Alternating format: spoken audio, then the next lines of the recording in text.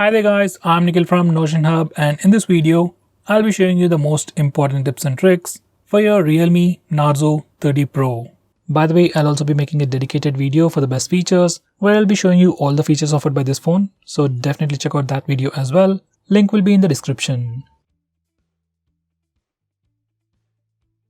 Now with that said, first I want to start off with the navigation gestures.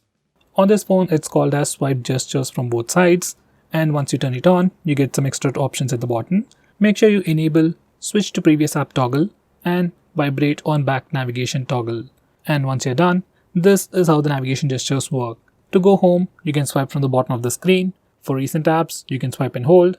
Now to go back a step, you can swipe from the left side or the right side and it takes back a step. For Google Assistant, you can swipe from the bottom left corner or bottom right corner diagonally to trigger Google Assistant. And every time you use these gestures or even the back button, you also get a subtle haptic feedback. Besides that, you can also swipe left or right on the bottom of the screen to quickly switch between applications, just like on iOS. Next, we have a new gesture called icon pull-down gesture. Now, once you enable this feature, on your home screen, you can swipe diagonally on the left side or right side to quickly pull down all the icons near your finger. It's just a quick and easy way to reach out applications just with a single finger. Next, we have swipe down gesture on the home screen. By default, it is set to search or global search. Once you do a swipe down gesture, you can search for application names or even contacts directly from your home screen. I personally suggest you to change it to notification drawer. Once you do that, you can do a swipe down gesture to pull down the notification bar, which I think is much more helpful. Next, we got some new live wallpapers. Some are just like videos on loop, some wallpapers react to your touch, and some change depending on the time. For these wallpapers, you can just touch and hold the wallpaper for a quick preview. Right now, we can only use the install live wallpapers. In future, we might be able to use a regular video as a live wallpaper. Next, we have dark mode. You can enable it from the notification toggles or directly from the display settings. And once you enable the dark mode, all the system UI elements change to dark mode.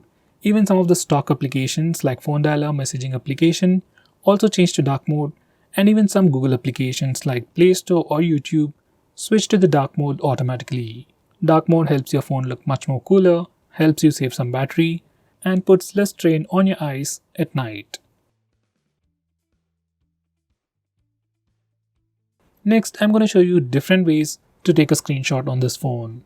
So first, we have the normal way where we can use the buttons. Just press the volume down and power button both at the same time to take a screenshot.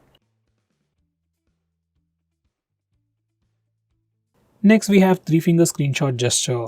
Now this feature is enabled by default. To take a screenshot, you can just swipe down using 3 fingers and your phone will take a screenshot. It's just like pressing the buttons, but instead of pressing the buttons, you just need to swipe down using 3 fingers and your phone will take a screenshot.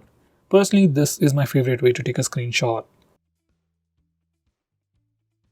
Next, I'm going to show you how to take a long screenshot. For that, first take a regular screenshot and then click on the preview. Now select scroll. Now you need to scroll the page. And once you're done, you'll get a long screenshot.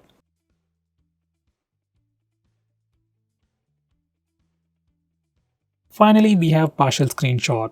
To take a partial screenshot, just place 3 fingers on the screen for a second and then slowly swipe down. Once you do that, you'll get a preview window and then take a partial screenshot. You can also resize this preview window to get an accurate screenshot. Next, we have some quick shortcuts whenever you take a screenshot.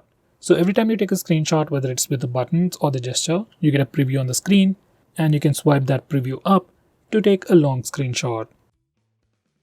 And you can swipe it down to share that screenshot. You can also swipe the preview to the side to dismiss it. Next, I'm going to show you how to disable lock screen magazine, or you might even call it dynamic wallpaper on the lock screen. First, here's a quick preview of the lock screen, and every time you lock your phone or every time you come to the lock screen, we see a different wallpaper. Some people like it, some people don't, especially I personally don't like it. So if you're like me and if you want to disable it, this is how you can disable it from settings. And now here's the lock screen once again, and no matter how many times you come to the lock screen, we will have a fixed wallpaper. Next, I'm going to show you how to trigger Google Assistant with the power button. Just enable this toggle and now press and hold the power button to trigger Google Assistant. If you press and hold the power button longer, we will see the power options. If you are using navigation gestures, this is pretty useful. Next, we have some important screen off gestures. We have things like double tap to wake. We can also draw a note to open the camera application. Next, we can draw a V to turn on the flash. We also have more like music controls and custom shortcuts. But most of the time, I just draw V to turn on the flash. And to turn it off, we can press the power button.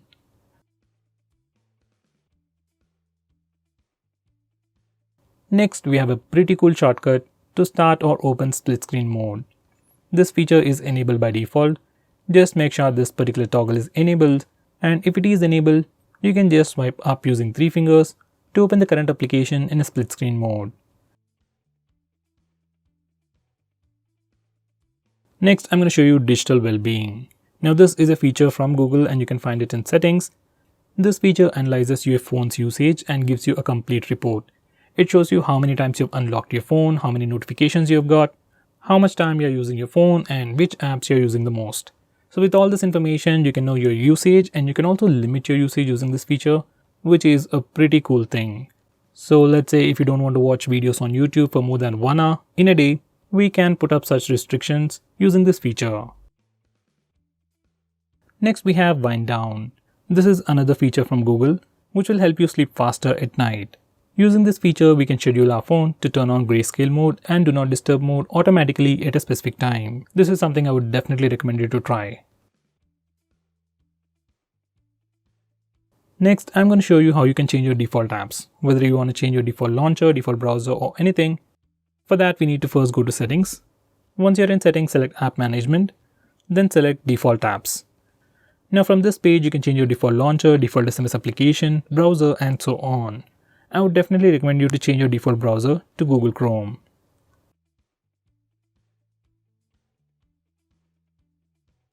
Next, I'm going to show you how to display the battery percentage on the status bar. For that, go to settings, then select notification and status bar, and then enable this toggle. Once you do that, we can see the battery percentage on the status bar. In the same way, if you want to see the network usage on the status bar, enable this toggle. Next, I'm going to show you how to display the RAM information on the recent apps page. For that, go to settings, then select additional settings, and now enable this toggle. Once you do that, we can see the RAM or memory information in the recent apps page. Next, I'm going to show you how to record the screen on your phone. For that, first go to the toggles, and now we can start video recording just by using this toggle. Just click it and screen recording should start in 3 seconds. If your phone asks for any permissions, just grant them all.